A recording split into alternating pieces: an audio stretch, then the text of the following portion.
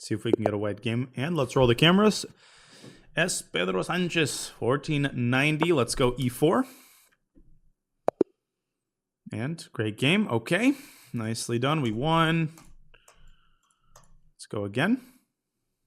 GG. Very good. Okay, that's going to be a YouTube video right there.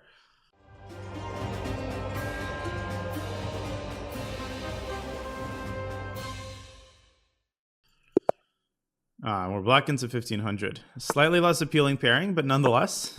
Okay. Immortal game of the speedrun. Okay, another Siciliano. And we are right at the threshold where people start to play more of the open Sicilian, I would say. Still a lot of anti-Sicilians, a lot of Alapins and knight c3, bishop c4. Yeah, so we face bishop c4 again. And we have faced this once before in the speedrun. But we faced it through a slightly different move order. We faced the Bowdler attack, knight f3, knight c6, and then bishop c4. The immediate bishop c4 does not really change all that much because, well, our response is knight c6, and frequently white plays knight f3. Of course, white does not have to play knight f3. White can play queen h5 or queen f3 or whatnot. And queen h5 is played. Wow, 1500 playing queen h5. All right. Well, it is worth knowing how to defend against this move because some people do get thrown off by queen h5. And queen h5 here against the Sicilian is a little bit more serious than it is against the e4, e5. So how should we continue? Well, definitely not knight f6, not d6. We need to defend both at the same time. And the best way to do that is, of course, the move e6, which you should be thinking about anyway, the moment that white plays bishop c4. And it would have been possible. E6 here is also perfectly fine. It's just that we wanted to keep flexibility by developing our knight first. But e6 is a move that you should automatically associate as a typical response to bishop c4 because it blunts the bishop. Obviously, bishop takes c6 we can take with the d pawn. And on the next move, what we don't need to do is play g6. You don't need to specifically chase the queen away. You do want to chase the queen away, but you want to do it while also developing your minor pieces. So without much ado here, the obvious move is just knight f6. I mean, the position, I hate this phrase, but the position really plays itself so far. You're just getting your pieces out. And white is already in trouble because the queen doesn't have any super good squares. The thing is, white needs to keep his e4 pawn protected. And the queen has two squares, well, three squares technically, from which it can do that. It can do that from h4. It can do that from f3 or from e2. Now, f3 and e2 both walk into various tempo moves with our knight. Like queen e2, we can play knight d4.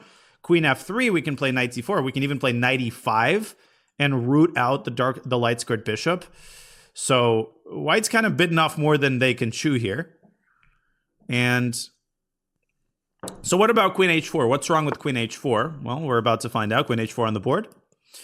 Again, in such positions, meaning against these types of terrible openings, you have a million ways to play. So you shouldn't get too bogged down here and say, well, I have to find only the right move and I'm going to take 5 minutes here and try to figure it out. There's usually going to be 2 or 3 moves that are approximately equivalent in strength, all of which give you a pretty big advantage. So I think the most straightforward move to me is bishop f8 to e7, creating an x-ray against the queen.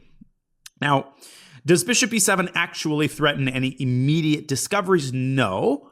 But if you think about the future after bishop e7, we are likely to play the move d7, d5, right? And if you think that after the trade, we will have the possibility of playing knight f6 to e4, and the queen there is almost trapped on h4. So that's one option. Another option, well, knight takes e4 is a move here, but that's definitely not the most that we can do. That kind of allows white to bail out. If you calculate the line knight e4, queen e4, d5, the center fork trick, white can play bishop takes d5, and we can't take with a pawn because it's pinned. We're going to have to play queen takes d5, and I really don't want to allow a queen trade in this position. That really seems like a bailout. So another option here is to play knight d4 and hit white where it hurts on the c2 pawn, which is not that easy to defend, by the way. So after knight d4, I don't see a good move for white. I really don't. White might have to play a move like bishop back to b3, But then already we have a move like c4. No, we definitely should play knight d4. Yeah, this is very promising. And it's not a big commitment to play knight d4. So the reason I played this relatively fast, and relatively speaking without much calculation, is just because I don't see a downside to this move. We can always revert back on the next move to d5 or to bishop e7, but we should try to squeeze the juice out of this position before white's completed their development. Yeah, king d1. I don't think king d1 is forced. I think there are some subtleties here. The grandmaster move is actually e5 in this position. That is not a move that most 1500s will think of. Again, when I say that phrase, I never mean it condescendingly, as people understand. I never mean it to suggest that, like, oh, you can't find that move. But it's usually not on the purview of, players in that rating range. And I'll explain it after the game. King d1 on the board. So order of operations is pretty important here. I can see two candidate moves in this position. The first is bishop e7 as before, and d5 as before. So it's important whenever you make a move like knight d4, anytime a piece leaves a square, you have to consider the pros and cons. Well, the pro is obvious. This knight is pretty sexy on d4. But what's the con? Well, the con is that we have allowed potentially the move e5, right? And the move e5 can be a little bit annoying because it clamps down a little bit on our center. And if white plays e5, if we think about a bishop e7, e5, we will move our knight, let's say, to d5, and the queen can slide over to e4, and we've sort of let the queen out of our grasp a little bit. So on account of that line, I prefer to start with d5 here while we still can, and after ed, we chase the bishop away, and then we play bishop e7. This is borderline winning already for black. I just feel like white's not developed, and we keep hitting him, and it's just not going to be pleasant. So hopefully that logic made sense. Again, bishop e7 allows the move e5. Is it the end of the world? No. But is it much more accurate to start with d5? Absolutely. If white plays e5 here, if white played e5 here, we would have just taken the bishop. And after pawn takes knight, we just take the pawn. We're up a pawn there. I mean, that's just a free pawn. So e takes d5, obviously we take with the pawn. And we open up the center, which is a nice bonus given that we're ahead in development. I honestly can't believe we're facing this line. This is pretty crazy. We've had a couple of games like this where we're almost winning out of the opening, but we have to handle things very carefully, very precisely. So what's hilarious is that apart from bishop e7, which I think we're going to end up playing, there's a funny move that a lot of people wouldn't consider because it allows a queen trade. But remember that concrete considerations always trump general reasoning. So the general reasoning would seem to suggest that whenever you have an initiative quite like this, you shouldn't trade queens. But we can consider the move knight to e4. And if you calculate the line, queen takes queen, king takes queen, you have knights on e4 and d4, which is a very powerful arrangement because they make contact with the c2 and f2 pawns, and so white can only defend one of them at a time. White can't play king d1 to e1 because he blunders c2.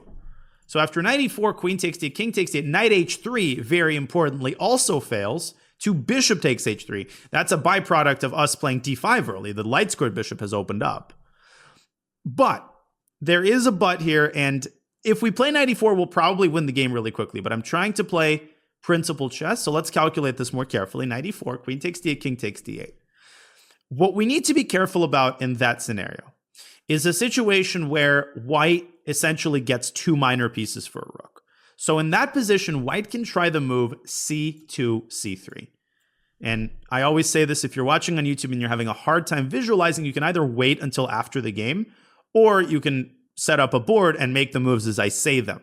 Knight e4, queen takes d8, king takes d8, c3. So what's our move in that position? Well, obviously knight takes f2 check. The king slides over to e1, and that's a critical position. In that position, taking the rook, I think, would actually be a mistake, right? Because then white will take one of the knights, and then the other knight is likely going to be trapped and eventually won, and white's going to get two minors for a rook. So in that position, what's the correct move? There's a very important resource after c3, without which we wouldn't go for the line.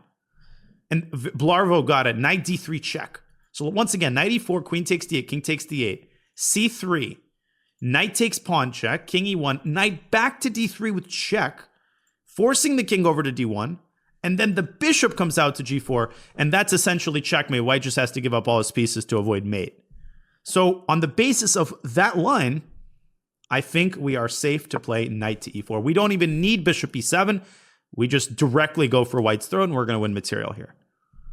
And it's a cool line, and I'll show it after the game. And of course, bishop e7, I think, is also winning, and maybe even better according to the engine. The engine sometimes doesn't even go for the material here, if that makes sense. The engine just says, hey, I'm going for checkmate. I want the queens on the board. Bishop e7 and knight e4 looks totally crushing. Maybe what I would have played in a classical game, but we're fine with an extra rook. And we have an extra rook here. Our opponent also might just resign, this has been a really underwhelming game, to be honest. Sometimes people on YouTube say that I seem to encounter like very weak opponents or people who play much worse than their rating. And sometimes I do see a grain of truth in that. Like, I haven't seen a 1500 play like this in a long time. We literally have done nothing at all. We just brought our pieces out. That's a free rook. Now, of course, there is a possibility that the knight is not going to get out. There is a distinct possibility that if white handles this correctly, they're going to ultimately trap our knight in the corner. Big deal. We're going to give up the knight for a pawn. We're going to be up a full exchange and a pawn in an endgame. That's still winning. But we're not even there yet. We're also threatening the other pawn on c2. And white still can't defend that pawn easily, because if the king slides back to d1, our knight moves back to f2. So, yeah, our opponent just resigns. Yeah, one thing we know is that our opponent did not use engine assistance. So I already smelled a rat after queen h5. Yeah, already white is much worse. For context, it's like minus 1.5 already. This is the consequence of bringing your queen out like this in the Sicilian. Now, a funny story, Hikaru Nakamura, you might remember this. Some of the old-timers who are watching this might remember this. Hikaru had a phase where he played queen h5 in a couple of classical games, like actual OTB games. He was about 2600. This was maybe 2005. And I think he even won one of them. He lost a couple. But what's hilarious is he even played queen h5 against Andrei Volokhin, Ukrainian GM, in this position against the Sicilian. And here it's a really terrible move, because black can just go knight to f6. I think this is considered best. Against e5, it's playable. Here, you give up the c-pawn for the e-pawn, and black gets a big initiative. Queen e3, d5, and black already has better control of the center, and a nice knight on e4. This is already an edge for black. Okay, you can analyze this with an engine if you'd like. It's even worse in this position because we just go e6, and now both of the pieces look really stupid. a3 is another weird move. Of course, white should desperately start getting his or her pieces out with knight f3. I mean, this is just... But still, I mean, we can go knight f6 and then d5, and we're basically just steamrolling. White takes, bishop b5, bishop e7. What's hilarious is bishop e7 is one move. The engine even likes the check on e7 to force the king to move, and then just back to d8, and then bishop e7. And we've gotten the king essentially uncastled. So there's a million things that black can do here.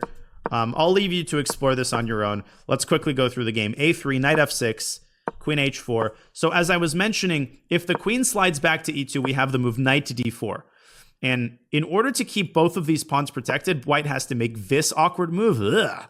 And then we play d5. And to make things even worse than that, if the bishop slides back, we have bishop f5 winning on the spot. So I guess white has to go check. And then we would definitely eliminate that bishop and get our own bishop out. And I'm not even talking about queen takes b7. Just look at our development advantage in this position. I mean, we're going to castle and go rook e8 check and just murder white in the center. So these things don't even really need to be analyzed. They're pretty self-evident. Queen back to d1, blunders e4. And finally, queen back to f3 again allows knight d4. This is a transposition after queen d3, d5 to the line that we were just looking at.